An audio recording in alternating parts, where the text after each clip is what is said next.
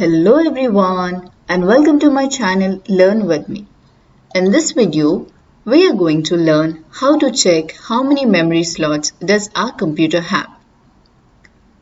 We know that RAM is stored or installed in the memory slots of the motherboard present in our computer. Any average motherboard will have between 2 and 4 memory slots. Come on, let's check how many memory slots are present in our computer. It's very simple and easy. All you need to do is press Windows key on your keyboard, type Task Manager and then press Enter. A window similar to this will be open. At the top of this window, click on the Performance tab. Now, select the memory option. At the bottom, the number of slots is displayed in the section Slots Used. If you observe carefully, in my system, there are 2 memory slots, out of which only one is being used currently. So guys, go ahead and check how many memory slots does your system have. Here's the experiment that I did on my system.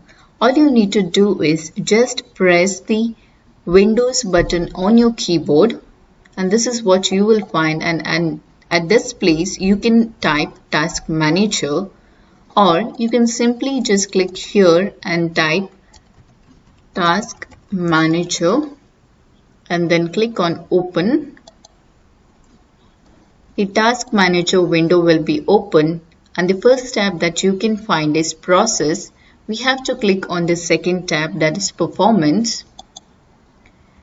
Under Performance, the first option that you can see is CPU.